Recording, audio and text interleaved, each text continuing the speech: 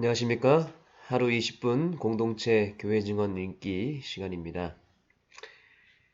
우리가 이 새벽 기도 시간을 통해서 교회 증언을 읽는 분명한 목적을 다시 한번 상기시키는 것은 매우 중요합니다. 우리가 이 시간을 갖는 이유는 교회 증언이라고 하는 책을 읽고 감동받고 또 새로운 것을 깨닫기 위해서 읽기보다는 더 중요한 것은 오늘 나에게 직접 말씀하시는 성령님의 음성을 듣기 위함입니다. 지금 내 형편과 상황 속에서 가장 필요한 것이 무엇인지를 발견하는 시간이 바로 이 시간입니다. 교회 증언의 가치가 날이 거듭될수록 점점 커지고 있습니다. 오늘 본문의 말씀의 경우에도 매우 실제적이고 또 구체적인 내용으로 우리의 심령을 강하게 두드리고 있습니다. 저는 새삼 느낀 것은 교회 증언이 이렇게 세세한 내용으로 쓰여졌다는 것을 새롭게 알게 되었습니다. 정말로 실질적이고 한 구절 한 구절 끝날 때마다 그냥 지나칠 수 없고 그 본문에 계속 머물게 됩니다. 그리고 공감이 되고 그 구절 구절이 얼마나 나에게 와닿고 도움이 되는지 쉽게 이렇게 지나칠 수 없는 그런 글들이 오늘도 많이 등장합니다. 그래서 이 교회 증언을 우리가 읽는 것이 정말 큰 축복이라는 것을 우리가 다시 한번 감사하는 이 아침이 되었으면 좋겠습니다. 그러면 오늘 본문의 몇 가지를 좀 소개해 드리겠습니다.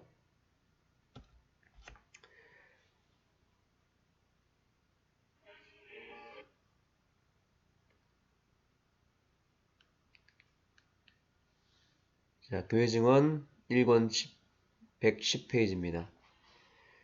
나의 육체적 힘은 그 타격으로 너무도 쇠약해졌다. 그러나 하나님의 은혜의 능력은 그 큰 사별의 슬픔에 처한 나를 지탱해 주었다.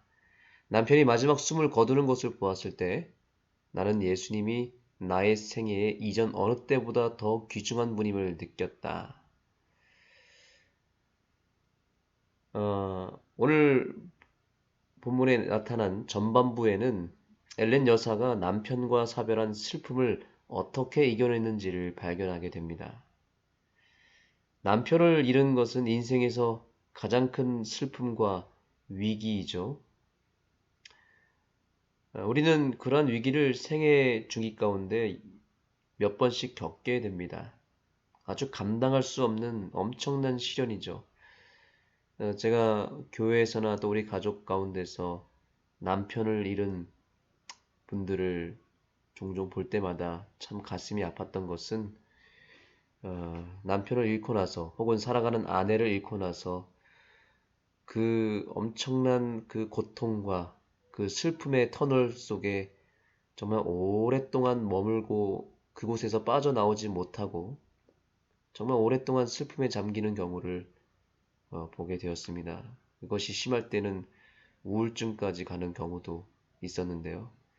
그 슬픔, 그 공허함, 그 빈자리의 그 가치는 그것을 겪어본 사람 외에는 아무도 모를 것입니다. 그분들이 왜 그렇게 슬퍼할 수밖에 없었는지, 그 감당할 수 없는 그 시련을, 그 무거운 삶의 짐을 짊어지는 그분들의 모습을 볼 때마다 너무나 안타깝고 조금도 도움을 드리거나 위로해 줄 수 없는 제 자신에 대해서 참 스스로 한탄했던 경우가 있었는데요. 엘렌 여사도 마찬가지였습니다. 그가 두 자녀를 잃어버렸을 때보다도 더 큰 슬픔과 고통이 바로 남편을 잃었을 때였다라고 그녀는 오늘 본문에서도 고백을 하고 있습니다. 그런 엄청난 시련, 감당할 수 없는 시련을 극복할 수 있는 유일한 길은 한 가지뿐입니다. 여기 엘렌 여사도 그 한 가지 방법을 선택했습니다. 그것은 무엇이었냐면 예수님을 생각하고 예수님에게 그 힘을, 그 위로의 은혜를 얻는 것 뿐이었습니다. 예수님 안에서 위로를 얻는 길, 그것이 감당할 수 없는 슬픔과 시련을 이기는 유일한 길입니다. 계속해서 본문에서는 엘렌 화이트이 그가 예수님에게서 힘을 얻었다는 것을 발견하게 됩니다. 첫 아이가 죽음으로 눈을 감았을 때 나는 주신 자도 여호와시요 취하신 자도 여호와시오니 여호와의 이름이 찬송을 받으실지니이다 라고 말할 수 있었다. 그 당시에 나는 예수님 안에서 위로자를 발견한 것을 느꼈다. 그리고 막내 아기가 나의 팔에서 떠나가고 나의 곁에 있는 베개를 베고 있던 그의 작은 머리를 더 이상 볼 수 없게 되었을 때에도 나는 주신 자도 여호와시요 취하신 자도 여호와시오니 여호와의 이름이 찬송을 받으실지니이다 라고 말할 수 있었다. 그러나 그의 많은 애정을 의지해오고 36년간 함께 활동해온 그를 빼앗겼을 때, 여기에서 그는 남편이죠.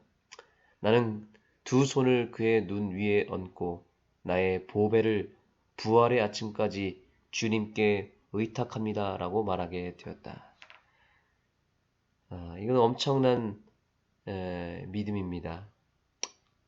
결국 엘렌 화이트는 두 아들을 잃어버렸을 때에도, 또 그가 36년간 의지해왔던 남편을 빼앗겼을 때에도 누구를 찾을 수밖에 없었습니까? 예수님을 찾을 수밖에 없었습니다. 예수님께 그 모든 슬픔, 그리고 그 인생의 큰 의지가 되었던 남편을, 죽은 남편을, 또 죽은 두 아들을 예수님의 손에 의탁했던 것입니다. 사랑하는 우리 성도 여러분, 오늘 우리가 감당할 수 없는 어떠한 시련과 고통, 삶의 무거운 짐을 가지고 계십니까? 그것이 무엇이 됐든지, 심지어 사랑하는 가족이 되었든지, 또 심지어 내 자신이 되었든지 상관없이 예수님의 그 보배로운 손에 맡기시기 바랍니다. 예수님을 깊이 생각하고 예수님께 그 모든 상황을 맡기는 믿음이 오늘 이 아침에 우리에게 필요한 믿음입니다. 많은 시도를 해보아도 결국에 유일한 희망은 바로 예수님, 그분께 모든 것을 맡기는 믿음이죠. 이것이 시련을 극복하는 유일한 대책입니다. 다른 방법은 결국 아무 소용이 없다는 것을 깨닫게 됩니다.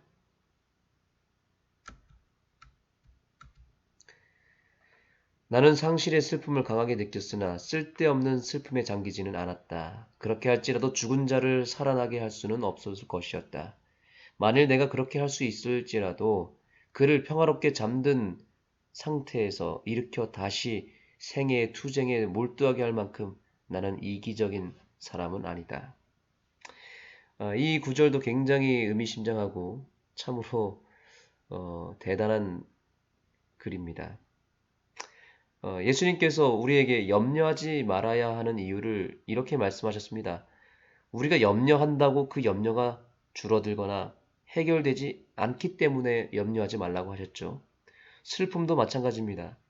슬퍼한다고 죽은 사람이 다시 돌아오는 것도 아니고 그 슬픔의 문제가 해결되는 것이 전혀 아닙니다. 그러므로 우리는 물론 슬퍼할 때는 펑펑 울기도 해야 되고 슬퍼하기도 해야 되지만 슬퍼하되 예수님을 찾으면서 슬퍼하는 게 중요합니다. 예수님 찾지 않고 슬퍼하는 것은 그야말로 절망 속으로 깊이 들어가는 것이고 우울증에 걸리는 지름길입니다. 그러나 예수님 안에서 슬퍼하면 예수님이 그 슬픔도 알아서 잠재워 주시고 또 그 슬픔 속에서 희망을 갖게 하셔서 결국에는 그 긴 터널을 빠져나오게 할 것입니다. 이것이 우리가 예수님을 믿는 놀라운 특권입니다. 자, 오늘의 글의 전반부를 지나서 이제 후반부로 들어갑니다. 후반부에는 정말 실질적인 우리 신앙에 유익이 되는 구절들이 굉장히 많이 나타납니다. 나는 주님의 영이 교회에서 떠나가고 있음을 보았다. 주님의 종들은 논쟁의 능력을 지나치게 의지해왔고 그들이 마땅히 가져야 할 하나님을 믿는 굳은 신뢰를 갖고 있지 않았다. 나는 진리에 대한 단순한 논쟁이 영혼들을 감동시켜 남은 교회와 함께 서게 하지 못할 것을 보았다. 왜냐하면 진리는 인기가 없기 때문이다. 하나님의 종들은 진리를 심령 속에 간직해야 한다. 네, 진리는 그때나 지금이나 인기가 없습니다. 우리 교회가 왜 인기가 없는 줄 아십니까? 왜 우리 교회가 이렇게 작은 줄 아십니까? 그것은 우리가 확실하게 진리를 선택했기 때문입니다. 사람들은 진리를 좋아하지 않고 별로 선호하지 않습니다. 사람들이 좋아하는 것은 그저 그들의 쾌락과 즐거움과 그들의 기호에 맞는 그들이 원하는 그들이 끌리는 매력을 찾지 진리를 찾지 않습니다. 그러다 보니까 마지막 때에 남은 교회, 진리 교회가 흔들릴 수밖에 없고 또 여러 위기를 맞을 수밖에 없는 것입니다. 그러나 그럴 때일수록 우리는 우리의 심령 가운데 진리를 더 깊이 간직해야 되겠습니다. 천사는 말했다. 그들은 진리를 영광으로 뜨겁게 해야 하며 그것을 그들의 가슴 속에 간직하고 다니고 뜨거운 심령과 열성으로 듣는 자들에게 그것을 쏟아 놓아야 한다. 단순한 진리의 이론으로 많은 사람들을 감동시키는 것은 불가능하다. 진리에 따르는 능력, 곧 사람들을 감동시키는 산 증언이 있어야 한다. 아멘. 여기 매우 중요한 얘기를 하고 있습니다. 여러분, 진리는 인기가 없습니다. 그러나 진리를 소유한 사람들은 인기가 있을 수 있습니다. 이게 무슨 말이냐면 결국 사람들에게 감동을 주는 것은 교리나 또 어떤 이론적인 진리, 우리가 그저 추구하고 있는 메시지에 있는 게 아니라 그 메시지를 소유한 우리들의 삶이 그들에게 감동을 줄 수 있다는 사실입니다. 진리를 실천하고 진리대로, 말씀대로 우리가 차분하게 실천하며 삶으로 감동을 줄 때 그것이 진리에 따르는 능력이고 그것이 곧 사람들에게 감동이 되는 은혜가 되는 것이죠. 바로 하나님은 진리대로 사는 사람들을 오늘 찾고 있다는 사실입니다. 그러나 진리대로 살지 않을 때 그것은 참으로 불쾌하고 참으로 사람들로 하여금 실망을 주는 그런 최악의 상황이 바로 진리대로 살지 않는 삶입니다. 가장 사람들이 멸시하는 일이고 그렇게 살아가는 사람들이 많으면 많을수록 진리교회는 더더욱 인기가 없을 것입니다. 저와 여러분이 다니고 있는 교회가 인기가 많으려면 사람들이 찾아오는 교회가 되려면 믿고 있는 진리대로 잘 살아가는 것입니다.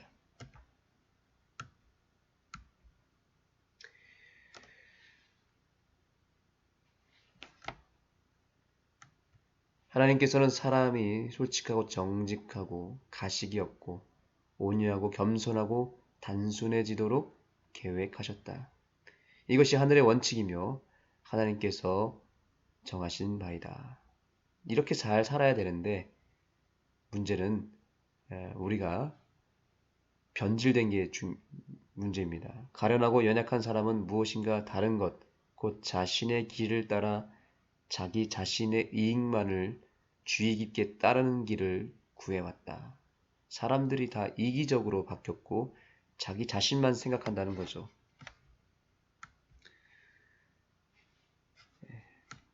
자, 그래서 엘렌 화이트이 마지막 끝에서 이렇게 얘기합니다. 나는 동서양을 막론한 여러 곳에서 많은 사람들이 농장에 농장을, 토지에 토지를, 가옥에 가옥을 더하고 있으며 그렇게 함으로써 그들이 하나님의 사업을 도울 수 있게 될 것이라고 말함으로써 하나님의 사업을 핑계거리로 삼는 것을 보았다. 그들은 스스로를 속박함으로 사업에 거의 도움이 될 수 없다. 사람들이 지금 그때나 지금이나 일에 빠져 있고 또 자신의 어떤 이익과 유익을 구하는 것에 몰두하고 있기 때문에 하나님의 사업이 뒤로 물러나게 되었다는 것을 말하고 있습니다. 그 이유는 이제 계속 나옵니다. 일단 그들이 그래서 시간이 없고 굉장히 바쁘고 그래서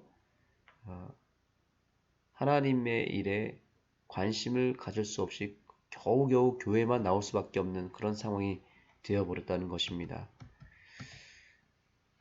그 원인을 이렇게 말합니다.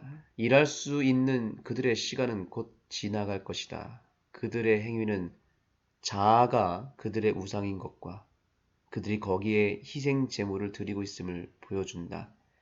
결국에는 자기 자아가 문제라는 것을 말하고 있습니다.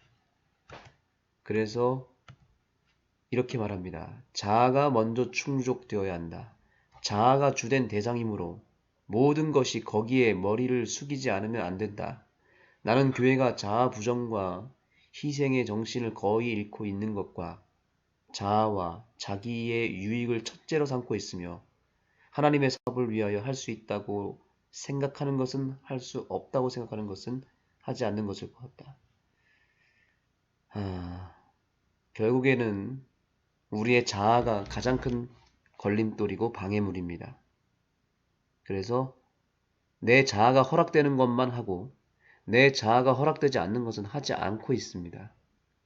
그래서 결국에는 신앙도 내 마음대로 내가 원하는 대로 내 만족을 위해서 하고 있는 것입니다.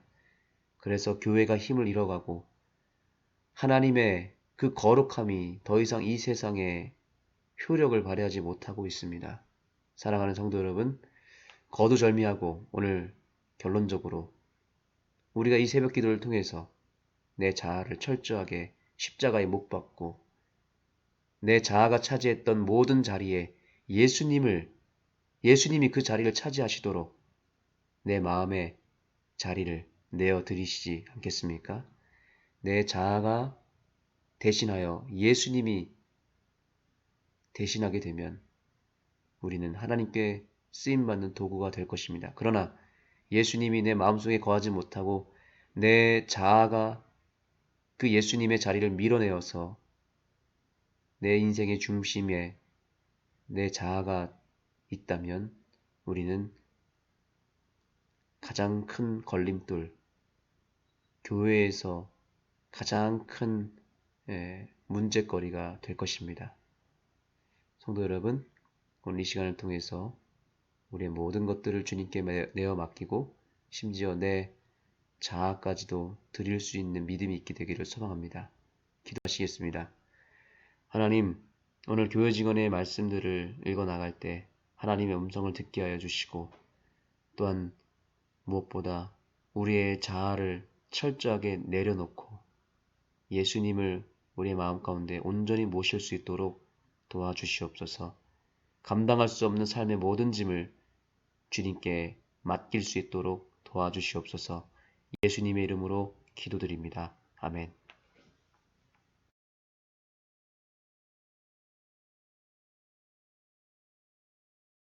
안식일 아침에 우리는 평소와 같이 함께 숲속으로 찾아갔다.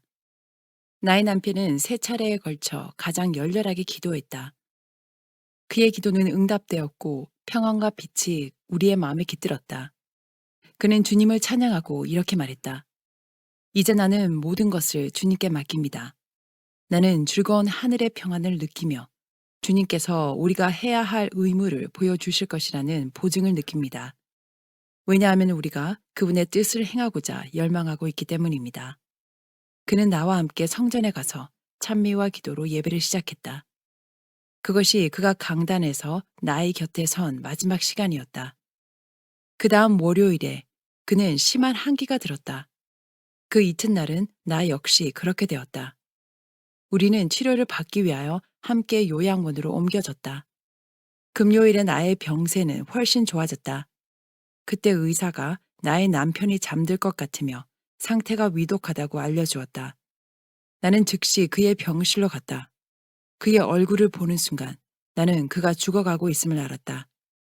그는 이야기하는 말을 다 알아듣기는 해도 모든 질문에 대하여 네, 아니오라는 말로만 대답할 수 있었으며 그 이상은 말을 할 수 없는 것처럼 보였다. 운명하고 있는 것 같다고 그에게 말했으나 그는 전혀 놀라지 않았다. 예수님이 그에게 귀중한 분이었냐고 내가 질문하자 그는 네, 아, 네 라고 대답했다. 살고 싶은 욕망이 없습니까? 라고 묻자 그는 네 라고 대답했다. 우리는 그의 곁에서 무릎을 꿇고 그를 위하여 기도했다. 평화로운 표정이 그의 얼굴에 나타났다. 나는 그에게 예수님이 당신을 사랑합니다. 그분의 영원한 팔이 당신을 안고 있습니다. 라고 말했다. 그러자 그는 네, 네 라고 반응했다. 스미스 형제와 다른 형제들이 그의 병상 주위에서 기도를 드리고 또한 물러가서도 그 밤의 대부분을 기도로 보냈다. 남편은 아픔을 느끼지 않는다고 말했다. 그러나 그는 분명히 급격히 쇠약해 가고 있었다. 켈럭 의사와 그의 조력자들은 있는 힘을 다하여 그를 죽음에서 돌이키고자 노력했다. 그리하여 그는 서서히 회복되었으나 계속해서 매우 약했다. 다음날 아침 그는 약간 회복되는 것처럼 보였으나 정오쯤 되었을 때 오한이 나면서 무의식 상태가 되었다. 1881년 8월 6일 안식일 오후 5시 그는 아무런 고통이나 괴로움도 없이 조용히 숨을 거두었다. 그처럼 갑작스럽게 또한 예기치 않게 다가온 남편의 죽음은 나에게 너무도 큰 충격을 주었다. 허약한 상태에도 불구하고 나는 혼신의 힘을 다해서 마지막까지 그의 병상 곁에 머물러 있었다. 그러나 죽음으로 그의 눈이 감겨지고 생명력이 떠나가 버리는 것을 보았을 때 나는 완전히 기운을 잃어버렸다. 한동안 생사간을 왕래하는 것처럼 보였다. 생명의 불꽃이 너무도 희미하게 타고 있었으므로 한번 불어버리면 꺼져버릴 수 있을 정도였다. 밤이면 나의 맥박은 너무 약해지고 호흡은 점점 더 쇠약해져서 마침내 중지될 것처럼 보이기까지 했다. 오직 하나님의 축복과 의사와 간호사들의 끊임없는 치료와 보호에 의하여 나의 생명은 보존되었다. 비록 남편의 죽음 후에 병상에서 일어나지는 못했지만 나는 그의 장례식에 참석하기 위하여 그 다음 안식일에 성전으로 옮겨졌다. 설교가 끝난 후 나는 슬픔과 사별의 시간에 주어진 그리스도인 소망의 귀중함을 증거할 사명감을 느꼈다. 일어나자 나에게 힘이 주어졌다. 그리하여 나는 약 10분 동안 모인 회중들 앞에서 하나님의 자비와 사랑을 찬양했다. 예배를 마치자 나는 남편이 부활의 아침까지 편히 쉬게 될 오크힐 묘지까지 그를 따라갔다. 나의 육체적 힘은 그 타격으로 너무도 쇠약해졌다. 그러나 하나님의 은혜의 능력은 그 큰 사별의 슬픔에 처한 나를 지탱해 주었다. 남편이 마지막 숨을 거두는 것을 보았을 때 나는 예수님이 나의 생애의 이전 어느 때보다 더 귀중하신 분임을 느꼈다. 첫 아이가 죽음으로 눈을 감았을 때 나는 주신 자도 여호와시오 취하신 자도 여호와시오니 여호와의 이름이 찬송을 받을지니이다. 욥기 1장 21절라고 말할 수 있었다. 그 당시에 나는 예수님 안에서 위로자를 발견한 것을 느꼈다. 그리고 막내 아이가 나의 팔에서 떠나가고 나의 곁에 있는 베개를 베고 있던 그의 작은 머리를 더 이상 볼 수 없게 되었을 때도 나는 주신 자도 여호와시오 취하신 자도 여호와시오니 여호와의 이름이 찬송을 받을지니이다 라고 말할 수 있었다.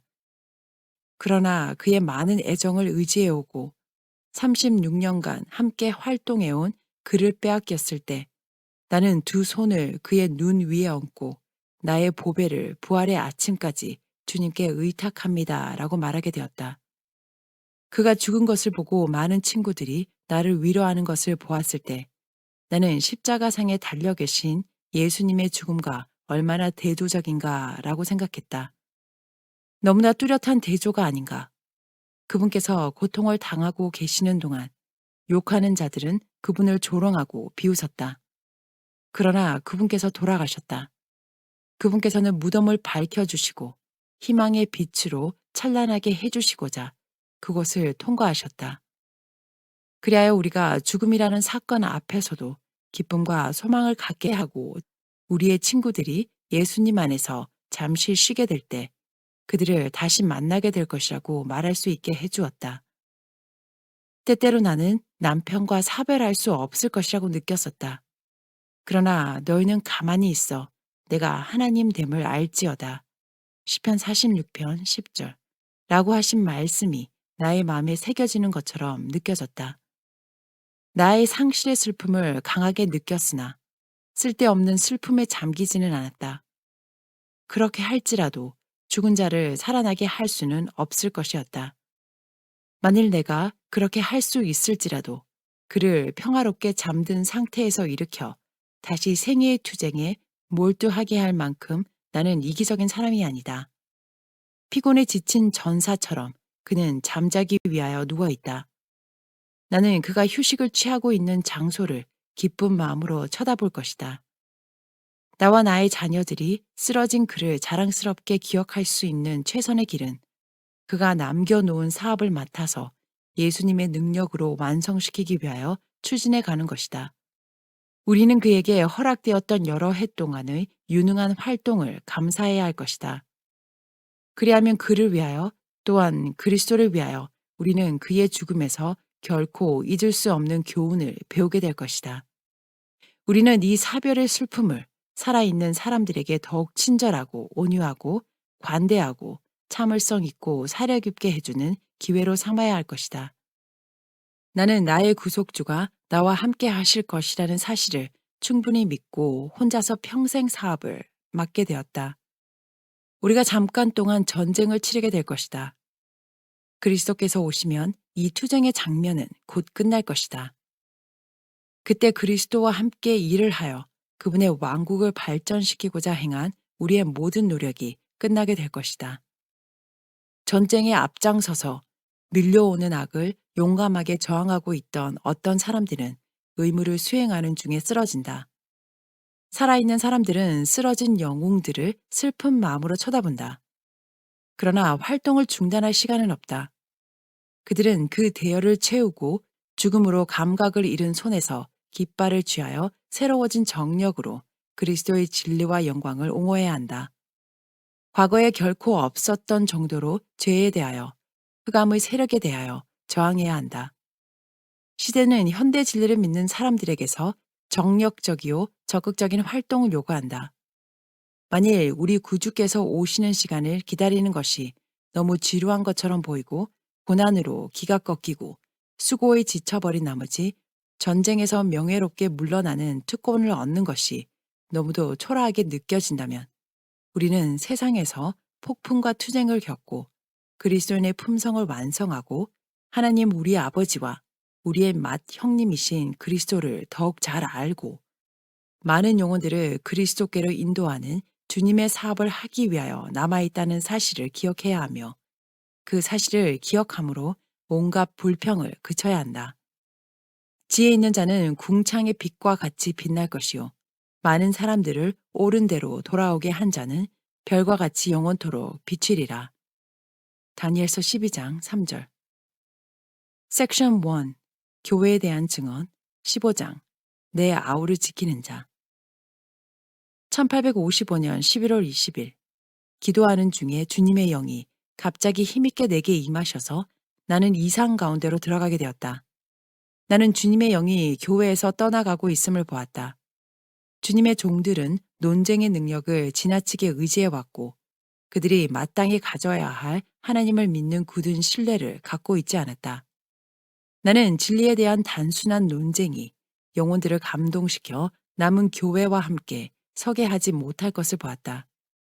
왜냐하면 진리는 인기가 없기 때문이다. 하나님의 종들은 진리를 심령 속에 간직해야 한다. 천사는 말했다. 그들은 진리를 영광으로 뜨겁게 해야 하며 그것을 그들의 가슴 속에 간직하고 다니고 뜨거운 심령과 열성으로 듣는 자들에게 그것을 쏟아놓아야 한다. 증거를 가늠해 보고 결심할 수 있는 양심적인 사람들은 소수에 불과하다. 그러나 단순한 진리의 이론으로 많은 사람들을 감동시키는 것은 불가능하다. 진리에 따르는 능력, 곧 사람들을 감동시키는 산 증언이 있어야 한다. 나는 원수가 영혼들을 멸망시키기 위하여 분주하게 활동하는 것을 보았다. 자고의 정신이 우리의 대열에 들어왔다. 그러므로 더욱더 겸손해져야 한다. 기별을 절하는 자들 사이에 독자적인 정신이 지나치게 편만하다. 이 같은 정신은 제거되고 하나님의 종들은 함께 연합되어야 한다. 내가 내 아우를 지키는 자이니까 창세기 4장 9절 라고 질문하는 정신이 지나치게 강하다. 천사는 이렇게 말했다. 물론 그대는 아우를 지키는 자이다. 그대는 그대의 아우를 주의 깊이 돌봐야 하며 그의 복리에 관심을 갖고 그에 대하여 친절하고 부드러운 정신을 품어야 한다. 연합하라, 연합하라. 하나님께서는 사람이 솔직하고 정직하고 가식이 없고 온유하고 겸손하고 단순해지도록 계획하셨다. 이것이 하늘의 원칙이며 하나님께서 정하신 바이다. 그러나 가련하고 연약한 사람은 무엇인가 다른 것, 곧 자신의 길을 따라 자기 자신의 이익만을 주의 깊이 따르는 길을 구해왔다. 나는 천사에게 왜 단순함이 교회에서 가리워지고 교만과 자고의 정신이 들어오게 되었는지 물어보았다. 나는 우리가 거의 원수의 손에 넘겨져 버린 이유가 이것임을 보았다. 천사는 말했다. 보라, 그대는 내가 내 아우를 지키는 자이니까 하는 이 정신이 편만에 있는 것을 보게 될 것이다. 다시 천사는 말했다. 그대는 아우를 지키는 자이다. 그대의 신앙 고백, 그대의 믿음은 그대에게 자아 부정과 하나님께 대한 희생을 요구한다. 그렇지 않으면 그대는 영생에 합당치 못한 자가 될 것이다. 왜냐하면 그대를 위한 영생은 비싼 값, 곧 하나님의 사랑하는 아들의 고통과 고난과 피까지 주고 산 것이기 때문이다. 나는 동서양을 막론한 여러 곳에서 많은 사람들이 농장의 농장을, 토지의 토지를, 가옥의 가옥을 더하고 있으며 그렇게 함으로써 그들이 하나님의 사업을 도울 수 있게 될 것이라고 말하므로 하나님의 사업을 핑곗거리로 삼는 것을 보았다. 그들은 스스로를 속박함으로 사업에 거의 도움이 될 수 없다. 어떤 사람들은 한 구획의 땅을 사고 그 값을 지불하기 위하여 온 힘을 다하여 활동한다. 그들의 시간은 꽉 짜여 있으므로 기도하고 하나님을 섬기고 그들의 약점을 극복하기 위하여 그분에게서 힘을 얻을 시간이 거의 없다. 그들은 빚을 지고 있으므로 하나님의 사업이 도움을 요구할 때 그들은 도울 수가 없다. 왜냐하면 그들은 먼저 빚에서 벗어나야 하기 때문이다.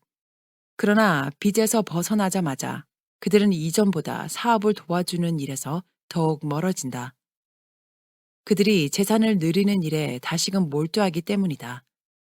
그들은 사실상 지상의 보물을 쌓고 있으면서도 그 이익금을 하나님의 사업에 사용할 것이므로 이 길이 옳다고 스스로 자부한다. 그들은 말로는 진리를 사랑하고 행동으로는 사랑하지 않는다. 그들은 행동으로 보여주는 그만큼만 하나님의 사업을 사랑한다. 그들은 세상은 많이 사랑하고 하나님의 사업은 덜 사랑한다. 세상에 대한 애착이 더욱 강해짐에 따라 하늘에 대한 애착은 더욱 약해진다. 그들의 마음은 보물이 있는 곳에 가 있다. 그들은 그들의 모본을 통하여 주변에 있는 사람들에게 그들이 이 세상에 머무를 예정이며 이 세상이 그들의 집이라고 말한다. 그대는 아우를 지키는 자이다 라고 천사는 말하였다. 많은 사람들이 단지 감정과 취미와 눈을 즐겁게 하기 위하여 쓸데없이 금전을 낭비하고 있는 그때에 하나님의 사업은 그렇게 사용되는 바로 그 자금이 필요하며 하나님의 종들 중 어떤 사람들은 빈약하게 옷을 입고 자금의 부족으로 그들의 활동이 지장을 받고 있다. 천사는 말하였다. 일할 수 있는 그들의 시간은 곧 지나갈 것이다. 그들의 행위는 자가 그들의 우상인 것과 그들이 거기에 희생 제물을 드리고 있음을 보여준다. 자아가 먼저 충족되어야 한다. 그들의 생각은 내가 아우를 지키는 자이니까 하는 말 그대로이다. 많은 사람들은 거듭거듭 경고를 받아왔으나 유의하지 않았다. 자아가 주된 대상이므로 모든 것이 거기에 머리를 숙이지 않으면 안 된다. 나는 교회가 자아 부정과 희생의 정신을 거의 잃고 있는 것과 자아와 자기의 유익을 첫째로 삼고 있으며 하나님의 사업을 위하여 할 수 있다고 생각되는 것은 하고 할 수 없다고 생각되는 것은 하지 않는 것을 보았다. 나는 그런 희생은 불완전한 것이므로 하나님께 간합되지 않는 것임을 보았다. 모든 사람은 하나님의 사업을 발전시키기 위하여 최선을 다하는데 관심을 가져야 한다. 나는 재물이 없어도 육체의 힘을 가진 자들은 그들의 힘에 대하여 하나님께 책임이 있음을 보았다. 그들은 사업에 부지런하고 정신적으로 열성적이어야 하며 재물을 가진 자들만이 모든 희생을 하도록 방임해 두어서는 안 된다. 나는 그들도 희생할 수 있다는 것과 재물을 가진 자들과 마찬가지로 희생하는 것이 그들의 의무임을 보았다. 그러나 흔히 재물을 소유하고 있지 않는 자들은 그들의 여러 가지 면에서 자아를 부정할 수 있다는 사실을 깨닫지 못한다. 그들은 육체를 위한 비용, 그들의 취미와 식욕을 만족시키기 위한 돈을 줄이고 하나님의 사업을 위하여 절약할 수 있는 많은 길을 발견하므로 보물을 하늘에 쌓을 수 있다. 나는 진리 안에 귀중한 가치와 아름다움이 있는 것을 보았다. 그러나 하나님의 능력이 제거되면 그 진리는 무력한 것이 된다. 16장 안식일이 시작되는 시간. 나는 저녁부터 이튿날 저녁까지 안식일을 지킬지니라. 레위기 23장 32절 라고 한 말씀이 그 말씀 그대로임을 보았다. 천사는 말하였다. 하나님의 말씀을 펴서 읽고 깨달으라. 그리하면 오해하지 않을 것이다. 주의 깊이 읽어보아라. 그대는 거기서 무엇이 저녁이며 그것이 언제인지 발견하게 될 것이다. 나는 천사에게 하나님의 백성들이 지금껏 시작한 것처럼 안식일을 시작했기 때문에 하나님께서 불쾌히 여기셨는지 물어보았다. 나는 안식일의 최초의 기원으로 되돌아가서 이 시대에 이르기까지의 하나님의 백성들을 살펴보도록 명령을 받았다. 그러나 주님께서 당신의 백성들을 기뻐하지 않으시거나 불쾌히 여기신 것을 보지 못했다. 나는 왜 이렇게 되어 왔으며 우리가 이 마지막 때에 안식일이 시작되는 시간을 변경하지 않으면 안 되는지 물어보았다. 천사는 너희가 이해할 것이지만 아직은 때가 되지 않았다. 아직은 안 되었다 라고 말했다. 천사는 다시 말했다. 빛이 주어졌음에도 불구하고 그 빛을 등한히 하거나 거절하면 심판을 당하게 되고 하나님의 불쾌히 여기심을 받게 된다. 그러나 빛이 주어지기 전에는 죄가 되지 않는다. 왜냐하면 그들이 거절할 빛이 주어지지 않았기 때문이다. 나는 안식일이 저녁에 시작되었다는 것밖에 이해할 수 없었다. 그런데 나는 어떤 이들이 안식일은 6시부터 시작된다고 하나님께서 보여주셨다고 마음에 생각하고 있음을 보았다. 그들은 저녁이 6시를 의미한다고 추론하였다. 나는 하나님의 종들이 연합하고 일치되어야 할 것을 보았다. 17장 진리의 반대자들. 나는 위스콘신의 스티븐슨과 홀의 경우를 보았다. 나는 그들이 1854년 7월에 우리가 위스콘신에 있는 동안은 이상들이 하나님께 속한 것임을 믿었지만 그들이 그 이상들을 검토해보고 미래의 시대에 대한 그들의 견해와 비교해 본 결과 그것들이 그들의 견해와 일치하지 않으므로 미래 천년설을 위하여 이상들을 포기해 버린 것을 보았다. 지난 봄에 그들이 동부를 여행하는 동안 그들은 잘못을 범하면서도 흉계를 꾸미고 있었다.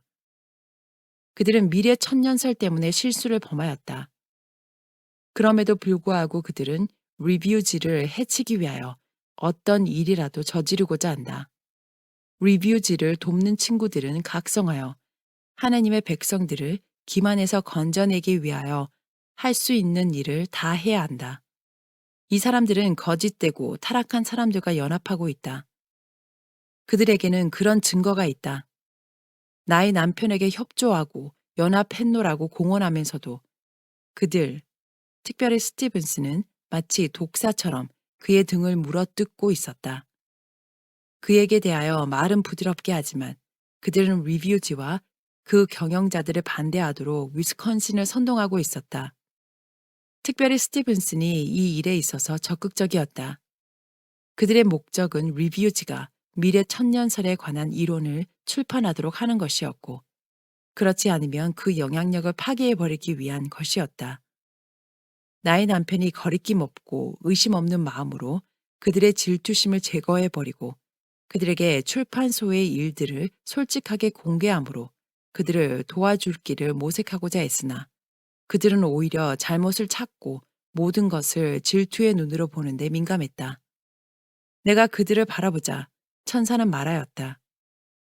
연약한 사람이여, 그대가 하나님의 사업을 중단시킬 수 있을 것인지 생각해보라.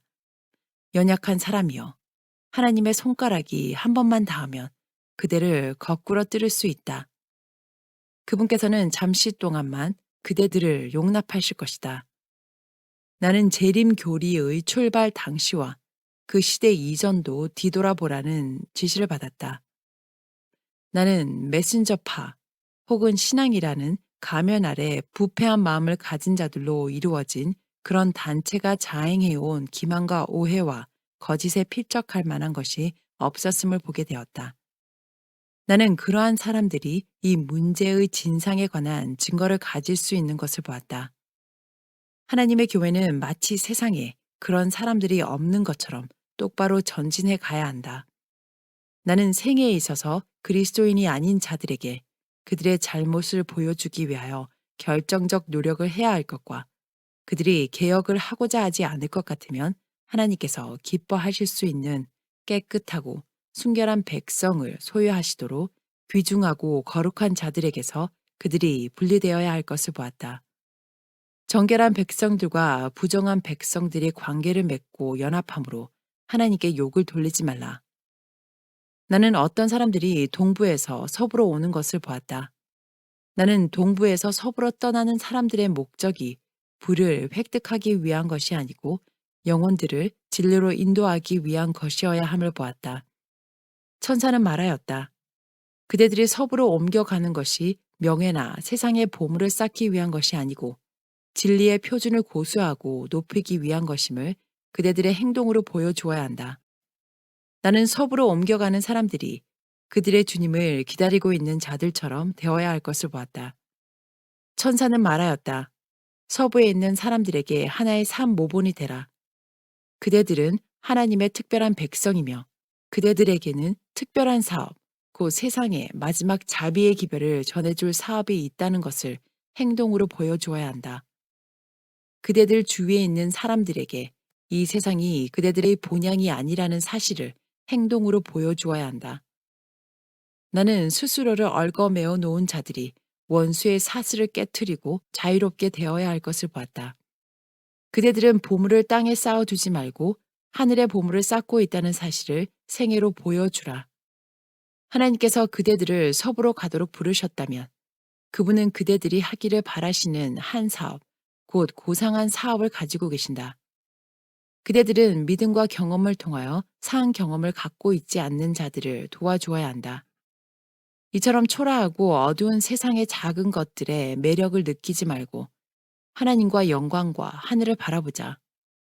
이 세상의 농장에 대한 걱정과 염려의 마음을 빼앗기지 말고 그대들은 아브라함의 농장을 명상함으로 안전하게 지낼 수 있다. 우리는 그 불멸의 유업을 이어받을 상속자들이이다. 그대들의 애정을 세상에서 분리시켜 하늘의 사물에 두라.